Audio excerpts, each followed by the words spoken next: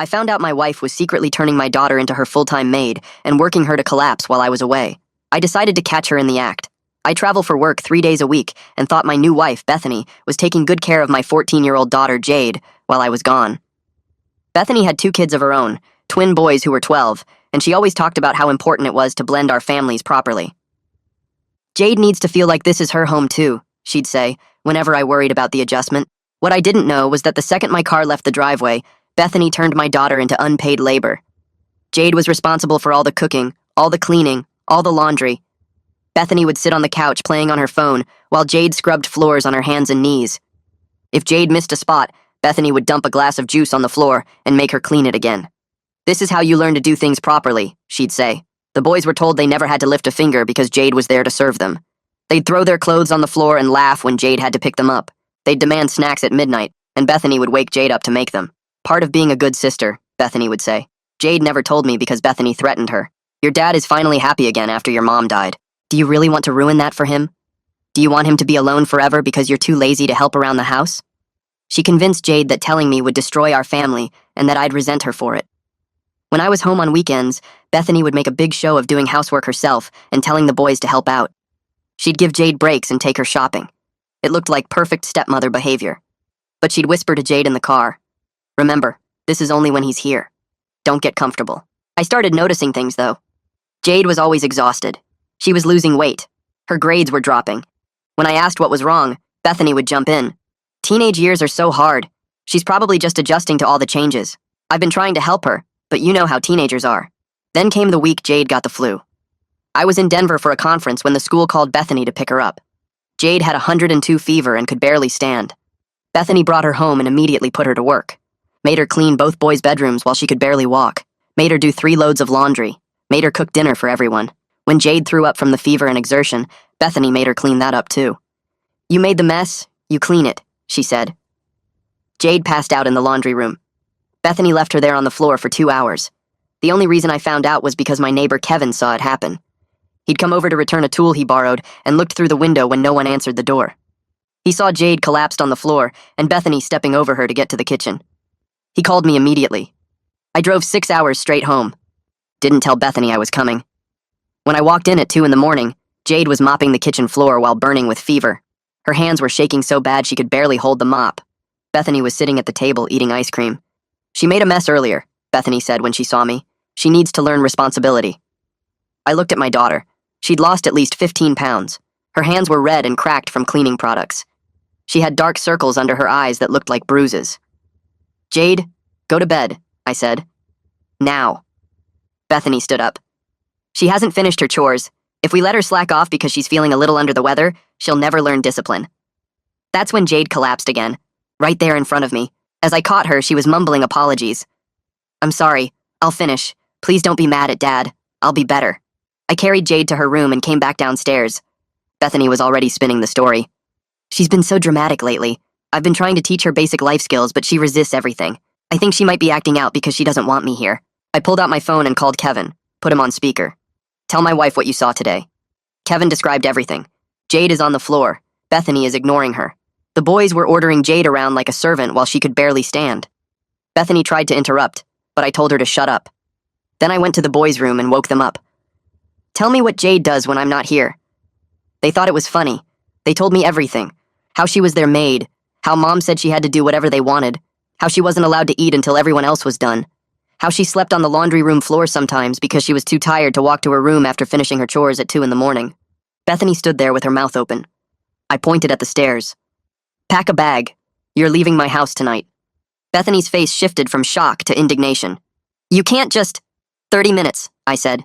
If you're not out by then, I'm calling the police." She stared at me like I'd grown a second head. Her mouth opened and closed twice before any words came out. "Stanley, you're being completely unreasonable. If you just let me explain." "I don't want explanations. I want you out." Something in my face must have registered because she took a step back. Her hands came up like she was trying to calm a dangerous animal. "The boys need stability. You're overreacting to normal discipline. Every parent makes their kids do chores." I was already pulling out my phone. My brother answered on the second ring. "Tom, I need a favor. Can Bethany stay at your place for a few days?" Bethany's eyes went wide. "Stanley, please. Think about what you're doing to our family." Tom asked what was going on. I gave him the shortest version I could manage. Found out she's been abusing Jade, making her work like a slave. Jade collapsed twice tonight from fever and exhaustion. I need her out of my house right now. Jesus, Tom said. Yeah, she can stay here, but only until she finds somewhere else.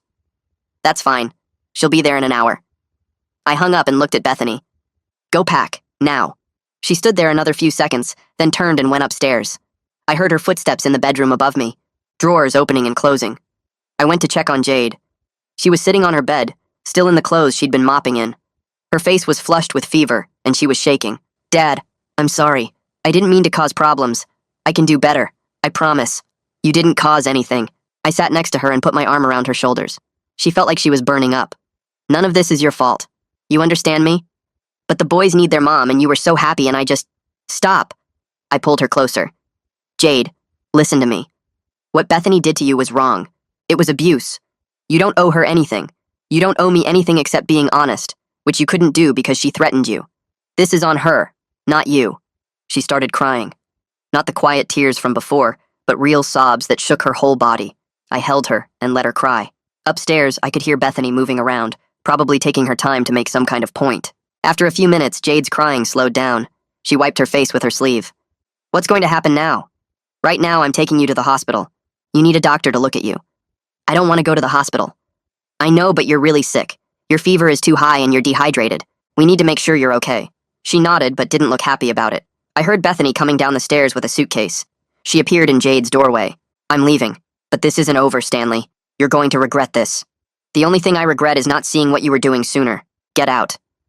She opened her mouth like she wanted to say more, then looked at Jade and seemed to think better of it. She left. I heard the front door close a minute later. I helped Jade stand up. She could barely walk on her own. I ended up carrying her to the car and setting her in the passenger seat. She leaned her head against the window and closed her eyes. The emergency room was 15 minutes away. I drove faster than I should have. Jade didn't say anything the whole way there. When we got to the hospital, I carried her inside because she couldn't make it on her own. The nurse at the front desk took one look at Jade and called for a doctor immediately. They got her into a room within 5 minutes. A doctor came in right after. He was older, maybe 60, with gray hair and tired eyes. What's going on? He asked, looking at Jade. I explained about the fever, the collapse, how long she'd been sick. He examined her while I talked, checked her temperature, listened to her breathing, looked at her hands. How long has she been losing weight? He asked. I don't know. A few months, maybe? I travel for work and didn't notice until tonight. He pressed his lips together. She's severely dehydrated and malnourished. The flu on top of that is dangerous. We're admitting her. She needs IV fluids and monitoring. Relief hit me so hard I almost sat down. Okay, thank you. They moved Jade to a regular room and got her hooked up to an IV. She fell asleep almost immediately. I sat in the chair next to her bed and watched the fluid drip into her arm. The same doctor came back about an hour later. He pulled up a chair across from me. I need to ask you some questions about Jade's home situation. My stomach dropped. Okay. The weight loss is significant. At least 15 pounds in a few months. That's not normal for a healthy teenager. And these burns on her hands, they're from harsh chemicals. Cleaning products, most likely. Used repeatedly without protection. He paused. What's been going on at home? I told him everything. The whole story from start to finish. He listened without interrupting. When I finished, he was quiet for a long moment. I'm required to file a report with Child Protective Services, he said finally. What you're describing constitutes child abuse and neglect. They'll open an investigation. I understand. I want them to investigate. I want this documented. He nodded. You did the right thing bringing her here. If she'd gone much longer without treatment, this could have become life-threatening. He stood up. I'll file the report tonight. CPS will probably contact you tomorrow. After he left, I sat there looking at Jade. Her face was so thin. I could see her cheekbones in a way I never had before. Her hands were wrapped in bandages now, covering the chemical burns. Dark circles under her eyes made her look years older. This had been happening in my house. While I was in hotels in other cities, thinking everything was fine. While I was on conference calls and client meetings, my daughter was worked to collapse. While I was sleeping peacefully in airport hotels, she was sleeping on the laundry room floor because she was too exhausted to make it to her bed. I pulled out my phone and looked at the time. 3 in the morning. I should call someone, tell someone what was happening. But who? My mom would freak out. Tom already knew the basics. Kevin had done enough by calling me in the first place. My phone buzzed. A text from Bethany. We need to talk about this like adults. You're making a huge mistake. I blocked her number. Another text came through from a number I didn't recognize. Then I realized she was texting from the boy's phone. Please, Stanley, I love you. We can work through this. Jade is just going through a phase and I was trying to help her grow up. Don't throw away our marriage over a misunderstanding. I blocked that number too. Jade stirred in her sleep, made a small sound like she was having a bad dream. I moved my chair closer to her bed and took her hand carefully, avoiding the bandaged parts. She settled down. I wasn't going to sleep tonight. Couldn't even if I wanted to. So I sat there and watched my daughter breathe and tried not to think about all the times I'd missed. All the signs I hadn't seen. All the moments I could have stopped this if I'd just paid better attention. The next morning, Jade woke up around 7. She looked around the hospital room confused for a second, then saw me and relaxed a little. How do you feel? I asked. Better. Less hot. Her voice was rough from sleep. A nurse came in to check her vitals, said everything looked good and the doctor would be by later. After she left, Jade looked at me. Did Bethany really leave? Yeah. She's staying with Uncle Tom temporarily. Are you getting divorced? Yes. She nodded slowly. Okay. There was a knock on the door. A woman in her 40s came in wearing business casual clothes and carrying a folder. Good morning. I'm Courtney Gillespie from Child Protective Services. I need to speak with both of you about what's been happening. My phone started buzzing in my pocket. I pulled it out and saw Bethany calling from yet another number. I sent it to voicemail. It immediately started ringing again. Same number. I turned the phone off completely. Courtney noticed. Is that the stepmother? Yeah. She won't stop calling. Don't answer. Everything should go through lawyers from this point forward. She sat down and opened her folder. I need to interview you both separately. Mr. Mosley, would you mind waiting outside while I talk to Jade first? I looked at Jade. She nodded that it was okay. I went out into the hallway and paced for 20 minutes until Courtney came to get me. She interviewed me for almost an hour, asked detailed questions about our home life, my work schedule, when I first noticed problems, what the boys had said. She took notes the whole time. When she was done, she closed her folder and looked at me.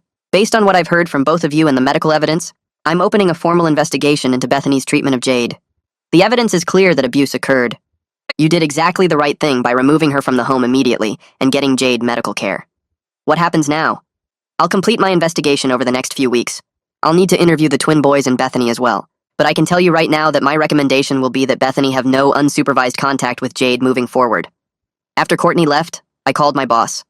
Explained I had a family emergency and needed time off. He didn't ask questions, just told me to take 2 weeks and call if I needed more. Then he said something that made my chest tight. Your daughter comes first. Work will be here when you get back. I sat back down next to Jade's bed. She was awake, but quiet. I need to figure out my work situation, I told her. I can't keep traveling 3 days a week. Not anymore. I don't want you to lose your job because of me. You're not making me do anything. I'm choosing this. I'm your dad. You're supposed to come first and I lost sight of that. It won't happen again. My phone, which I'd turned back on, started buzzing again. Bethany. I let it ring 15 times before I finally answered. What? She was crying. Stanley, please. I was just trying to teach her responsibility. You're misunderstanding everything. I love Jade. I would never hurt her. You made her work while she had a fever. You made her sleep on the laundry room floor. You starved her and burned her hands and threatened her into silence. That's not teaching responsibility. That's abuse. I was too strict sometimes, I admit that. But abuse? That's such an extreme word. We can fix this. We can go to counseling. Please don't throw away our marriage. We're done, Bethany. Get a lawyer. Stanley, wait. I hung up, blocked the new number. Then I called Matthew Robertson, the divorce attorney my colleague had recommended months ago for a different case. His assistant said he could see me the next day at 2. Document everything, Matthew said when I explained the situation. Keep all text messages. Don't delete anything. Don't communicate with her except through lawyers from now on. And whatever you do, don't let her guilt you into backing down. Child abusers are experts at manipulation. I promised I would follow his advice. Then I turned my phone off again and sat with Jade. She was looking out the window at the parking lot below. What are you thinking about? I asked. I was so scared you'd be mad at me for ruining your marriage. Jade, look at me. I waited until she turned her head. You didn't ruin anything. Bethany did. She made choices, bad choices that hurt you. None of this is your fault. Not one single bit. She nodded, but I could tell she didn't fully believe me yet. That was okay. We had time now. Time for her to heal. Time for me to prove that I meant what I said. Time to build something better than what we'd had. The doctor came back in the afternoon and said Jade could go home the next morning if her vitals stayed stable. He gave me prescriptions for her flu and cream for her hands. A detailed medical report for the legal case. Instructions for follow-up appointments. That night, I slept in the chair next to Jade's bed. It was uncomfortable and my back hurt, but I wasn't leaving her alone. Not tonight. Maybe not for a long time. The morning they discharged Jade, Alonzo came in with a folder thick enough to stop a door. He sat down next to the bed and opened it, showing me page after page of documentation. Medical photographs of her hands with the chemical burns measured and cataloged. Weight charts showing the 15-pound drop over 3 months. Blood work indicating malnutrition. Notes about the untreated flu that had progressed to dangerous levels. He explained each page in detail, making sure I understood what everything meant for the legal case Matthew was building. This wasn't just a doctor's report. This was evidence that could put Bethany in prison. Alonzo prescribed antibiotics for the lingering infection in Jade's lungs and gave me 3 tubes of medicated cream for her hands. He scheduled follow-up appointments for the next month and wrote detailed instructions about her recovery. Then he looked at me and said something I won't forget. He told me he'd been a pediatrician for 20 years, and he could always tell the difference between kids who got hurt by accident and kids who got hurt on purpose. Jade was the second kind. I thanked him and carried the folder out to the car like it was made of glass. The house felt different when we pulled into the driveway. Empty somehow, even before I opened the door. Inside, I knew immediately that Bethany had cleared out. The boys' rooms were stripped bare. Their beds, their toys, their clothes, everything gone except the furniture that came with the house. The kitchen had half the dishes missing. The living room was missing the TV and the expensive sound system Bethany had insisted we buy. I walked through each room documenting what was gone with my phone camera, just like Matthew told me to do. Then I went to my bedroom and opened the jewelry box where I kept my late wife's things. Empty. The pearl necklace her grandmother gave her. The diamond earrings I bought for our 10th anniversary. The gold bracelet Jade was supposed to inherit when she turned 18. All of it gone. I checked the bank account on my phone. Bethany had withdrawn $8,000, exactly half of what we had in our joint account. I took pictures of the empty jewelry box, the bank statement, everything. Added it all to the folder Alonzo gave me. Evidence kept stacking up like firewood. Kevin showed up an hour later carrying a container of soup from the deli on Main Street. The same chicken noodle soup Jade used to get every time she was sick when she was little. He set it on the counter and asked how she was doing. I told him she was resting upstairs, still exhausted from everything. Kevin sat down at the kitchen table and rubbed his face with both hands. He said he'd noticed Jade looking tired for months, noticed her losing weight, noticed how she never seemed to smile anymore when she got off the school bus. But he'd assumed it was normal teenage stuff, growing pains, adjustment issues from the new family situation. Now he felt sick knowing what was really happening while he was watching from next door and doing nothing. I told him he did more than most people would have by calling me that day. He saw something wrong and he acted. That phone call saved my daughter. Kevin nodded, but I could tell he was still beating himself up about it. He asked if there was anything else he could do. I said just being available to talk to the lawyers if they needed his statement again. He promised he would, and left the soup with instructions to heat it slowly so it wouldn't scald Jade's throat. I brought the soup upstairs and found Jade sitting on her bed looking at her hands. The medicated cream made them shiny, and they still looked painful even though Alonzo said they were healing well. I sat down next to her with the soup container and told her we needed to talk. She immediately tensed up like she was expecting bad news. I said this was important, and I needed her to really hear me. None of what happened was her fault. Not one bit of it. Bethany manipulated her, threatened her, made her believe that protecting me was more important than protecting herself. But that was a lie. A cruel lie designed to keep Jade quiet while Bethany abused her. Protecting me was never Jade's job. She was the kid. I was the parent. I was supposed to protect her, and I failed. She started shaking her head, trying to interrupt, but I kept going. I told her that Bethany was an expert at manipulation. She fooled me completely, made me think everything was fine, made me think she was taking good care of my daughter. But she was torturing Jade instead, and I should have seen it sooner. That guilt was mine to carry, not hers. Jade's face crumpled and she started crying.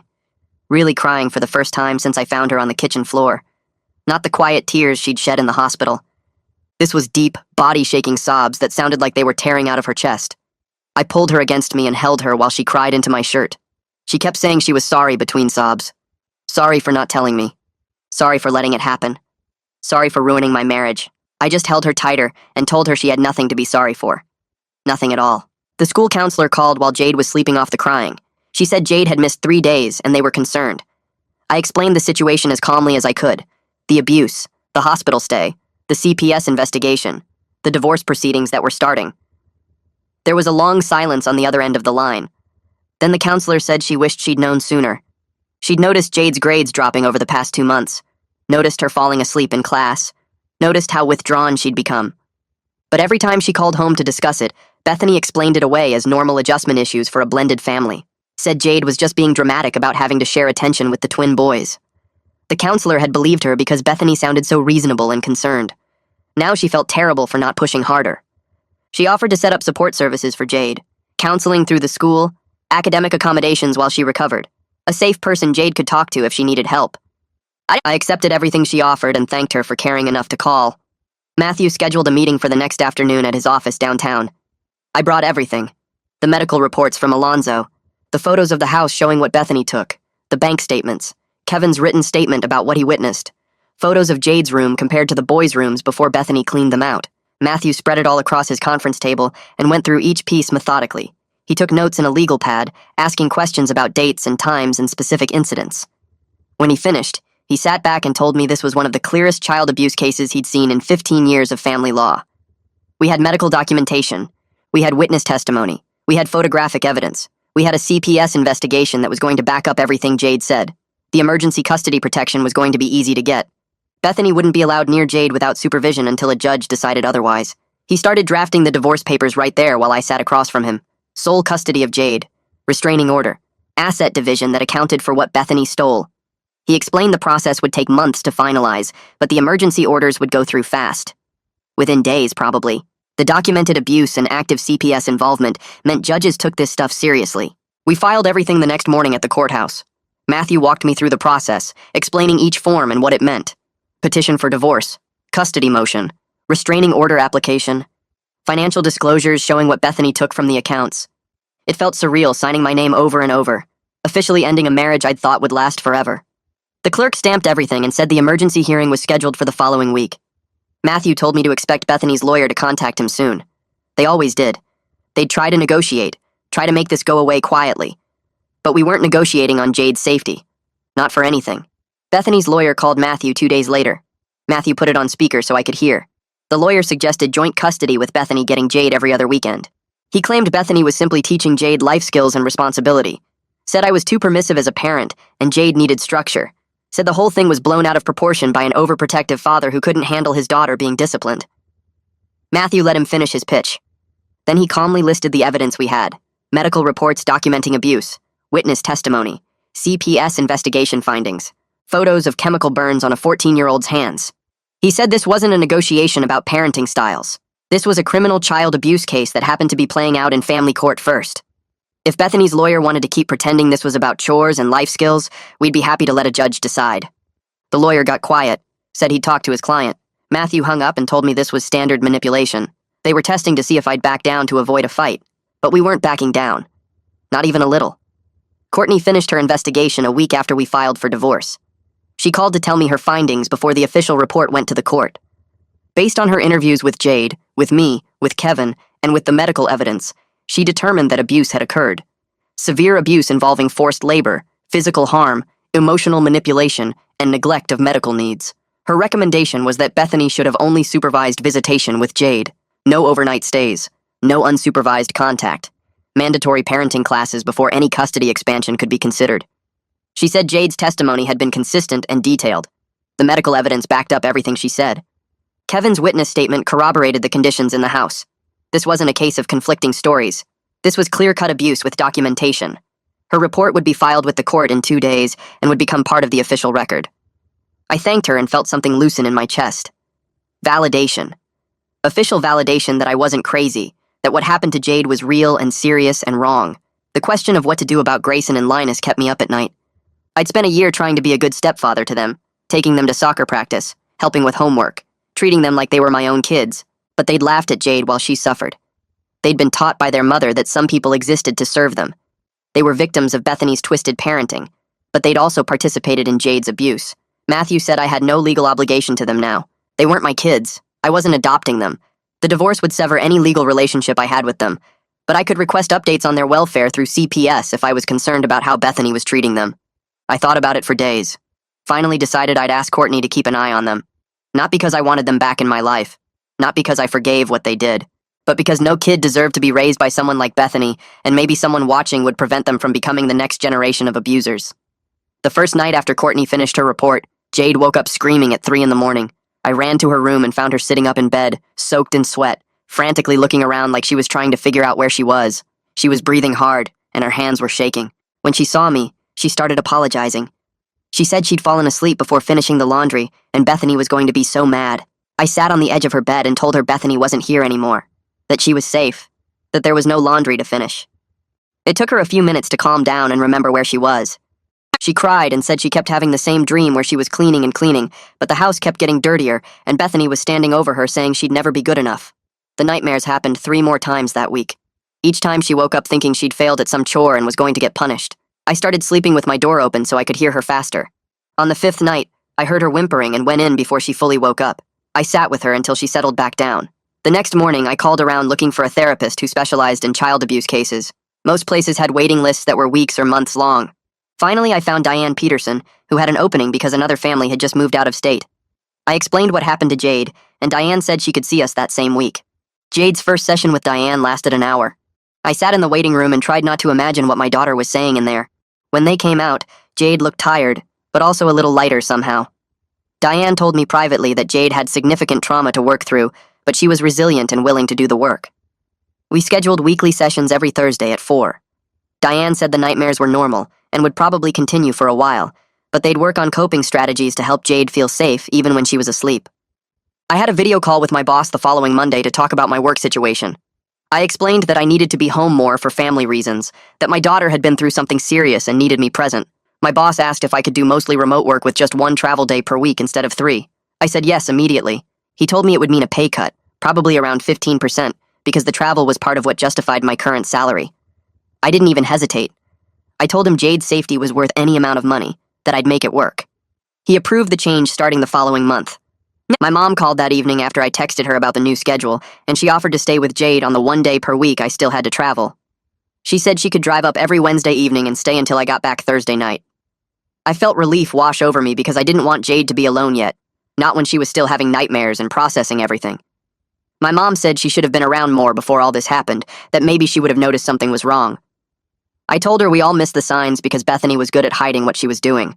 2 weeks after the divorce filing, I started getting texts from mutual friends asking what was going on with me and Bethany. I didn't respond at first because I was trying to follow Matthew's advice about not discussing the case. Then I got a call from my friend Jason saying he'd seen Bethany's posts on social media and wanted to hear my side. I asked what post he was talking about. He told me to check her page.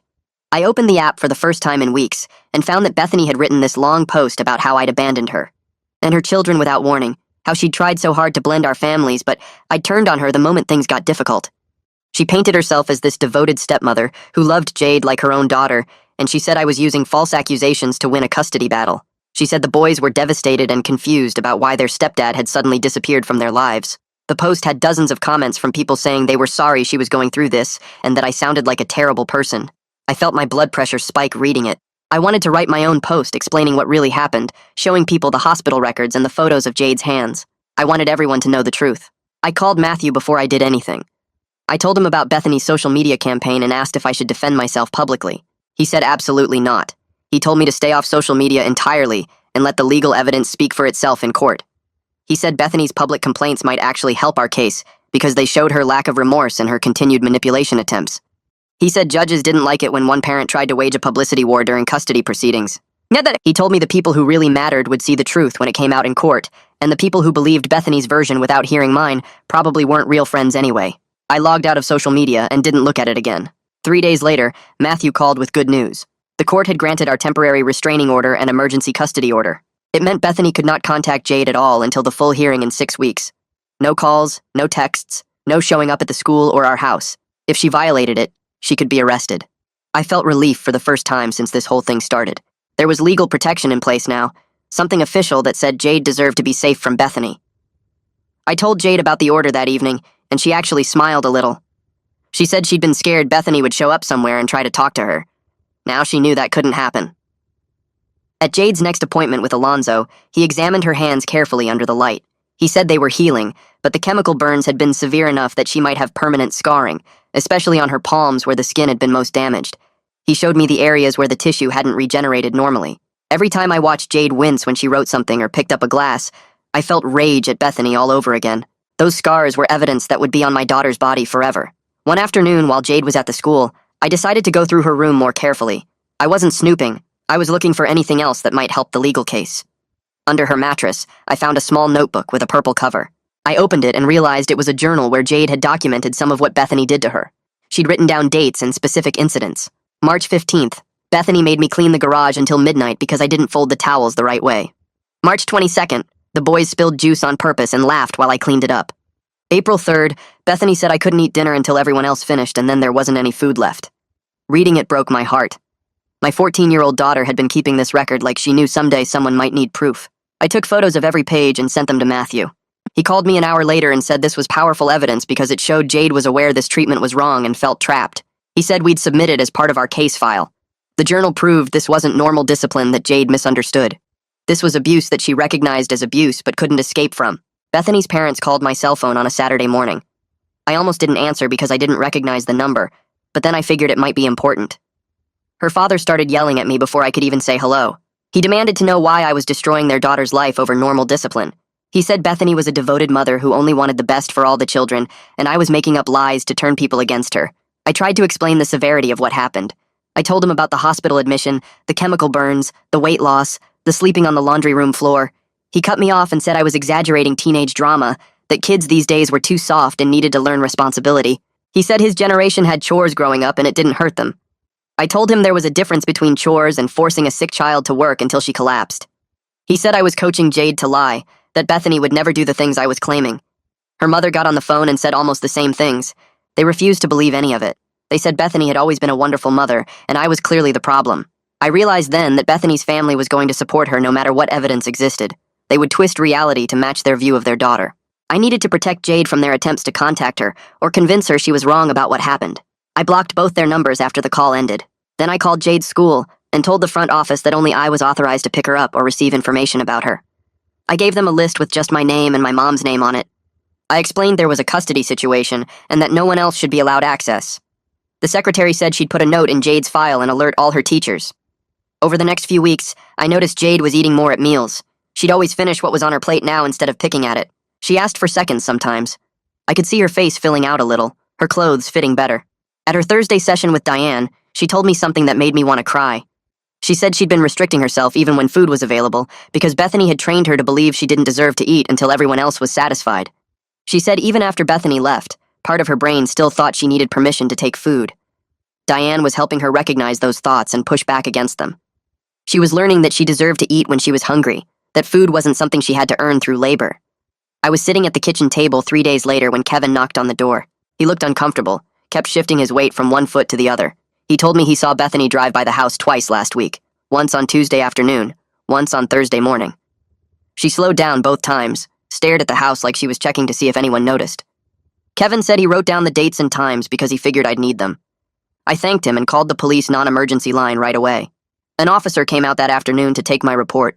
He listened to everything, checked the restraining order details on his computer, and documented both incidents Kevin witnessed. He said they'd contact Bethany with a formal warning that any further violations would result in immediate arrest. He explained that driving by once could be accidental, but twice in 3 days showed a pattern of intentional contact attempts. I felt relieved knowing it was on record now, that there were consequences waiting if she tried it again. 2 days after that, I got a call from an unfamiliar number. A woman introduced herself as the school counselor at the twins' elementary school. She said she needed to speak with me about concerns regarding the boys' behavior and their home environment. I told her I wasn't their legal guardian anymore and suggested she contact CPS instead. She said she already had, but wanted me to know what was happening since I'd been involved in their lives. She explained that Grayson had been bullying younger kids on the playground.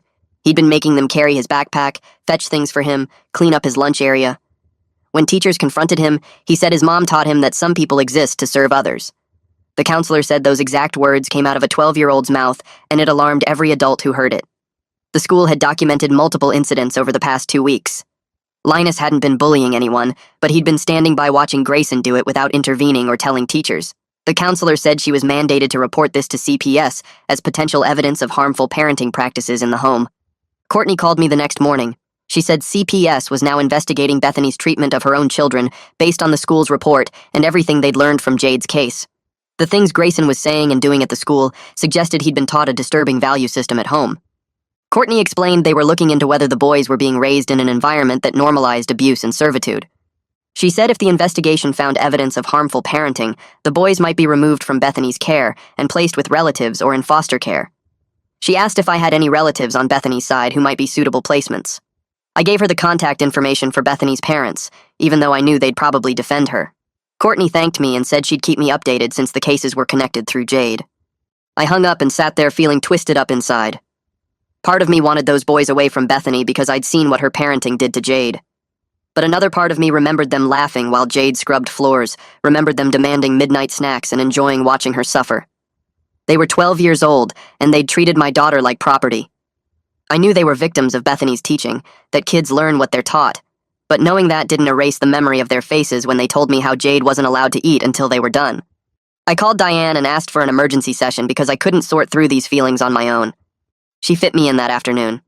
I told her everything about the CPS investigation and how confused I felt about the boys. She listened without interrupting, then helped me understand that both things could be true at once.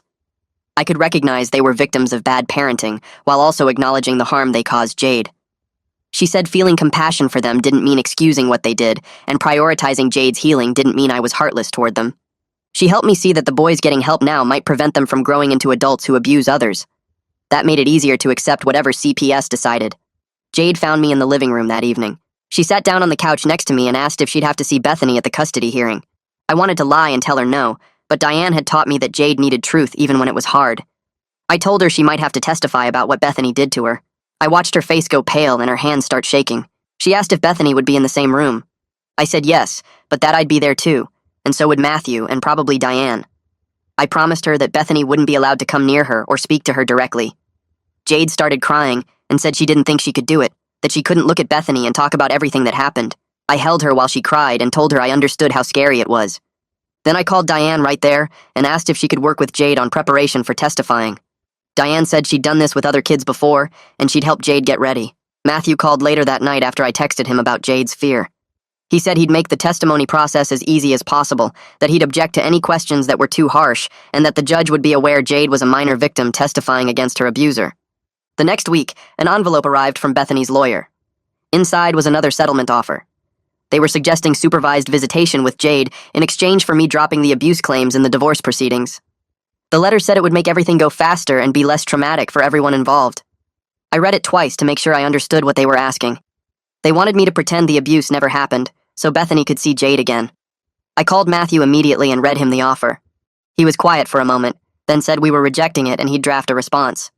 He explained that dropping the abuse claims would mean no official record of what happened, which could affect future situations if Bethany tried to get custody or visitation rights later. He said the abuse happened, it was documented by medical professionals and CPS, and it needed to be on the legal record regardless of how long it made the divorce take. I agreed completely. Protecting Jade meant making sure everyone knew exactly what Bethany had done. Kevin stopped by again a few days later with information I didn't want to hear. He said Bethany had been talking to neighbors, telling them I'd had an affair, and that's why she'd been stressed and strict with Jade. She was painting herself as a wronged wife who'd maybe been too hard on her stepdaughter, but only because she was dealing with betrayal. Kevin said at least 3 families on our street had heard this story from her. I felt rage building in my chest because not only had she abused my daughter, now she was destroying my reputation with lies. I started to call Matthew, but he called me first, like he had a sixth sense for when I needed legal advice. I told him about Bethany's affair story. He said it was infuriating but also helpful to our case. He explained that her changing stories actually hurt her credibility. First, she claimed she was just teaching responsibility. Then she said Jade was exaggerating. Now she was blaming stress from an affair that never happened. He said judges notice when people keep changing their explanation for the same events. It meant she was scrambling for anything that might excuse her behavior. I took Jade to the grocery store on Saturday because we needed food, and I thought getting out of the house would be good for her. We were in the cereal aisle when I saw her freeze completely. Her face went white, and she started breathing fast and shallow. I followed her stare and saw a woman with dark hair pulled back in a ponytail, wearing jeans and a blue jacket. From behind, she looked exactly like Bethany. The woman turned, and it wasn't her at all, completely different face. But Jade was already having a panic attack. Her hands were shaking, and she kept saying she couldn't breathe. I put my arm around her and walked her straight out of the store, left our half-full cart right there in the aisle. Outside in the parking lot, I helped her sit on the curb and talked her through breathing slowly. It took 15 minutes before she could speak normally again. She apologized over and over for making a scene. I told her she had nothing to apologize for, that panic attacks were a normal response to trauma. But driving home, I realized this was going to take so much longer to heal than I'd hoped. Seeing someone who just looked like Bethany from behind had sent Jade into a complete meltdown. The trauma lived in her body now, not just her mind. Diane called me on Monday and suggested something new. She said Jade was making good progress in individual therapy, but she thought family therapy for just the 2 of us might help. She explained that we needed to rebuild trust and work through my guilt about missing the abuse signs. I'd been carrying so much guilt since the night I found Jade mopping the floor with a fever. Diane said that guilt was affecting how I interacted with Jade, that I was overcompensating in ways that might actually slow her healing. She suggested we start with twice monthly sessions together. Our first joint session was scheduled for Thursday afternoon.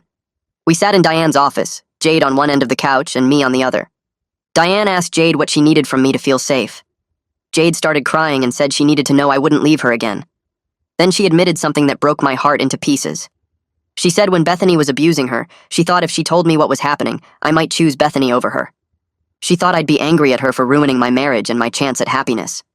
She'd convinced herself that keeping quiet and enduring the abuse was better than risking me picking Bethany's side. I moved across the couch and held her while she sobbed. I told her I would always choose her, that nothing and no one would ever be more important than her safety and happiness. Diane helped us talk through how Bethany had used my grief over losing Jade's mom to manipulate both of us. The custody hearing date finally arrived 6 weeks after everything came out. I woke up early and made Jade her favorite breakfast, even though neither of us could eat much. We drove to the courthouse and met Matthew in the hallway outside the courtroom. He went over what would happen, explained the order of testimony, reminded Jade that she just needed to tell the truth in her own words. Diane arrived and sat with Jade while we waited. When they called us in, I saw Bethany sitting at a table with her lawyer. She looked at Jade with this sad expression like she was the victim. The judge called Jade to the witness stand. She was shaking so hard I could see it from across the room. The court reporter swore her in, and Matthew started with easy questions. "What's your name? How old are you? Where do you go to the school?" Then he asked her to describe what happened when I was away for work. Jade's voice was quiet but steady. She told the judge about the cleaning, the cooking, the laundry. She told him about sleeping on the laundry room floor because she was too tired to walk to her bedroom. She told him about not being allowed to eat until everyone else was done. She told him about being forced to work while she had a fever. She told him everything in her own words, exactly how it happened. I watched her courage and felt so proud, even as hearing the details again destroyed me. This was my daughter telling a judge how she'd been abused in my own house, and she was doing it with more strength than most adults could manage. Bethany's lawyer called her to the stand, and she walked up there with this expression on her face like she was the victim in all this. She took the oath and sat down, smoothing her skirt like she was at a job interview, instead of a custody hearing about child abuse. Her lawyer started with easy questions about how long we'd been married and how she'd tried to blend our families. Then he asked her to describe her approach to parenting and household responsibilities. She launched into this whole speech about teaching life skills and responsibility. Said she believed children needed structure and chores to prepare them for adulthood. Said I was too lenient with Jade after her mother died and that Jade needed firm boundaries. She claimed Jade had been resistant to her authority from the start and that she'd been trying to help Jade learn basic skills like cooking and cleaning that every teenager should know. Her lawyer asked about the specific allegations, and Bethany shook her head sadly. Said Jade had blown normal household chores completely out of proportion. Said she'd asked Jade to help with laundry and dishes, nothing more than any teenager should do. Said Jade was manipulating the situation because she didn't want a stepmother and wanted me all to herself. Matthew stood up for cross-examination, and I could tell from his face that he was ready. He asked Bethany to describe exactly what chores she'd assigned to Jade. She tried to keep it vague, talking about age-appropriate tasks and learning responsibility. Matthew pulled out Jade's journal and read specific entries. Asked Bethany if making a sick child clean 3 bedrooms while running a fever was age-appropriate. Asked her if forcing Jade to sleep on the laundry room floor was teaching responsibility. Asked her if restricting food until everyone else had eaten was a normal household rule. Bethany stumbled through answers that kept changing. First, she said those things never happened. Then she said Jade was exaggerating. Then she said Jade had been difficult and needed consequences. The judge interrupted and asked her directly why Jade had been working while sick with 102 fever. Bethany opened her mouth and closed it again. She tried to say something about Jade making a mess, but the judge cut her off, asked her if she'd taken Jade to the doctor when the school called about the fever. Bethany admitted she hadn't. Asked her if she'd given Jade medicine or let her rest. Bethany said she'd thought Jade was faking to get out of her responsibilities. The judge's face got hard when she said that. He asked if she truly believed a child would fake a documented fever high enough that the school nurse sent her home. Bethany didn't have an answer that made sense. She started crying and saying she'd only wanted to help, that she'd been overwhelmed trying to manage 3 children in a household. But the judge wasn't buying it. He called a recess and told both lawyers he wanted to review all the evidence before making his ruling. We waited in the hallway for 2 hours while the judge went through everything. Matthew said it was a good sign that he was being thorough. Jade sat next to me the whole time, not saying anything, just holding my hand. Diane stayed with us and kept Jade calm when she started getting anxious. Finally, the bailiff called us back in, and we all took our seats. The judge had a stack of papers in front of him, and he looked at Bethany first, then at me, then at Jade. He started by summarizing the evidence. Medical records showing Jade's weight loss, malnutrition, chemical burns, and untreated illness. The CPS report documenting the abuse and neglect. Kevin's witness statement about seeing Jade collapsed on the floor. The school counselor's concerns about Jade's declining grades and exhausted appearance. Jade's own testimony and her journal entries documenting months of forced labor. The judge said the evidence was overwhelming and consistent. He said Bethany's testimony had been contradictory and unconvincing, particularly her inability to explain why she'd forced a sick child to work instead of providing medical care. Then he announced his ruling. He said Bethany's treatment of Jade constituted abuse and neglect under state law. He granted me sole legal and physical custody of Jade effective immediately. He said Bethany would be allowed supervised visitation only, and that Jade had the right to refuse those visits given her age and the severity of the abuse. He ordered Bethany to complete parenting classes and therapy before any visitation could be considered. He also ordered her to stay at least 500 feet away from our home and Jade's school, except for court-ordered supervised visits. Bethany started sobbing when he said that. Her lawyer tried to argue that she shouldn't lose all contact with her stepdaughter, that it would damage their relationship permanently. The judge looked at Bethany and said she'd already damaged that relationship through her own actions. Said that Jade's safety and well-being were the priority, not Bethany's feelings. He asked Jade directly if she wanted any visitation with Bethany, even supervised. Jade looked at me first, then at the judge and said no. Said she didn't feel safe around Bethany and didn't want to see her. The judge nodded and said he was supporting Jade's decision. He told Bethany that she'd had a responsibility to care for Jade, and instead she'd exploited and abused her. Said that losing her stepdaughter was a consequence of her choices, and that she needed to accept that. Bethany kept crying, but the judge was done. He signed the custody order right there and handed it to Matthew. We left the courthouse and Bethany was still sitting at her table with her lawyer trying to calm her down. 3 months crawled by while the divorce was finalized. Matthew handled most of it so I didn't have to deal with Bethany directly. She tried to fight for the house and half of everything, but Matthew argued that she'd stolen from our joint account and taken my late wife's jewelry. The judge agreed and ordered her to return the money plus the jewelry or pay its appraised value. In the end, I got the house, sole custody of Jade and most of our assets. Bethany got her car and her personal belongings, and that was it. The divorce decree was signed the same week Jade started therapy twice a week instead of once. Courtney called me a few weeks after the custody hearing to update me on the twins. She said CPS had completed their investigation of Bethany's parenting and found concerns but not enough to remove the boys from her care. They were requiring her to take parenting classes and attend therapy, same as the custody order required. The boys were also seeing their own therapist now to work through what they'd been taught about treating Jade like a servant. Courtney said they'd be monitoring the situation closely, and that the boys' therapist would be reporting back to CPS regularly. I asked if the boys were okay, and Courtney said they were confused more than anything. Said they'd been taught that their behavior toward Jade was normal, and now they were learning it wasn't. She said it would take time for them to unlearn what Bethany had drilled into them, but their therapist was hopeful they could develop healthier attitudes. I felt bad for them, even though they'd participated in Jade's abuse. They were just kids who'd been taught wrong by their mother. Summer ended, and Jade started high school at a different school across town. We'd decided together that a fresh start somewhere nobody knew about what happened would be better for her. She was nervous the first day, kept asking me if she looked okay, and if people would like her. I told her she looked great, and that anyone would be lucky to be her friend. Dropped her off and watched her walk into the building with her new backpack, and I felt this mix of pride and worry that probably every parent feels on the first day of school. She came home that afternoon and said it had gone okay. Made one acquaintance in her English class, but mostly just observed and tried to figure out how things worked. Over the next few weeks, she settled in, and her grades were good. Her teachers sent home positive reports about her class participation and homework quality. It felt like she was finally getting to be a normal teenager instead of someone drowning under abuse and trauma. One Saturday morning a few months into the school year, I came downstairs and found Jade loading the dishwasher. My heart dropped into my stomach and I immediately worried she was falling back into old patterns. I asked her what she was doing and she looked confused. Said she was just cleaning up from breakfast. I must have looked panicked because she asked if something was wrong. I tried to explain that she didn't have to do chores, that I didn't want her to feel like she had to work. She got this look on her face like she understood and said we should probably talk to Diane about it. At our next therapy session, I brought it up, and Diane explained something that hadn't occurred to me. She said Jade was reclaiming household tasks as choices rather than forced labor. Said it was actually part of her healing process to do normal chores voluntarily because it proved to herself that she had control now. She could choose to load the dishwasher or not, could choose to fold laundry or not, and that choice was what mattered. She wasn't doing it because someone would punish her if she didn't. She was doing it because she wanted to contribute to our household on her own terms. That made sense when Diane explained it, but it was hard for me to watch without feeling anxious. Every time I saw Jade doing something around the house, I had to remind myself that she was choosing it freely. Diane said my reaction was normal given what we'd been through, but that I needed to trust Jade's healing process and not treat normal household participation like it was trauma. 6 months after everything came out, Jade came to me one evening while I was making dinner. She said she'd been thinking about the twins a lot and wanted to write them a letter. Said she wanted to explain that what their mom had taught them about treating people were wrong.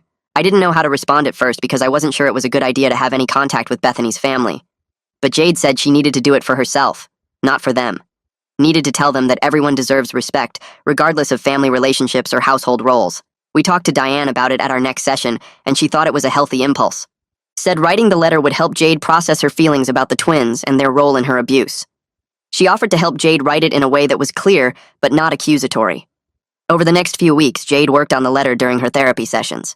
She focused on explaining that what happened to her wasn't normal, and that the twins had been taught harmful things by their mother. She said she hoped someday they'd understand that treating people like servants was wrong, even if the person doing it was your parent. When the letter was done, Jade asked me to mail it to Bethany's address for the boys. I did it even though I had no idea if Bethany would actually give it to them. Part of me doubted she would because it made her look bad. But Jade said it didn't matter if they got it or not.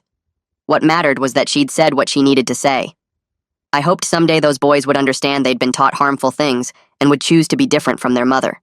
For now, I focused on making sure Jade knew she was valued for who she was, not what she could do for others. We had family dinners where we talked about our days. We watched movies together on weekends. We took Biscuit for walks in the evening. Normal family stuff that Jade had been denied while Bethany was treating her like unpaid labor. Every time Jade smiled or laughed or just relaxed on the couch, I felt grateful that we'd made it through to the other side. One afternoon in late spring, Jade came home from the school more excited than I'd seen her in months. She said a girl named Riley had invited her to join the art club. Said they were working on a painting project for the end-of-year showcase, and Riley thought Jade would be good at it. I asked if she was going to do it, and she said yes, definitely. She talked through dinner about the project and what supplies she'd need, and how the art room had these huge windows that let in perfect light. I watched her face while she talked and saw genuine happiness there for the first time since before I'd married Bethany. She was excited about something that had nothing to do with trauma or recovery or legal proceedings. Just a normal teenage girl talking about an art project with a new friend. That night after she went to bed, I sat in the living room and felt something loosen in my chest that had been tight for over a year. We were going to be okay. Jade was going to be okay. And that was enough.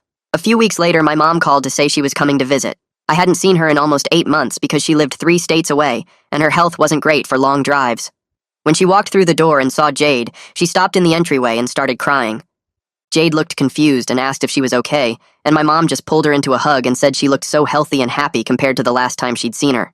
I realized my mom's last visit had been right in the middle of everything with Bethany, back when Jade was exhausted and thin and barely holding it together.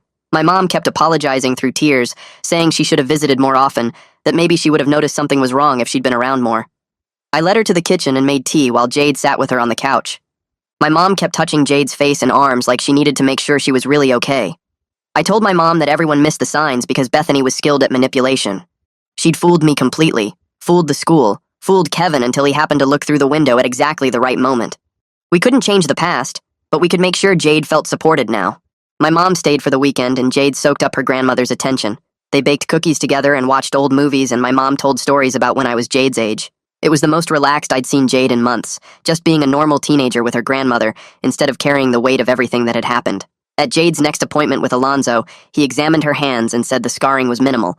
You could still see faint lines on her palms and fingers if you knew to look for them, but they'd healed better than he'd initially expected. He checked her weight and height and said she was back in the healthy range for her age.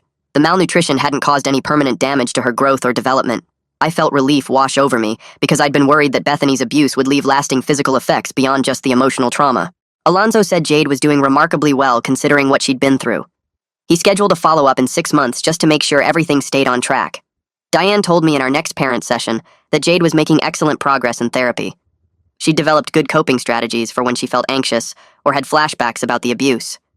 Diane taught her grounding techniques and ways to challenge the negative thoughts Bethany had planted in her head about being worthless or lazy.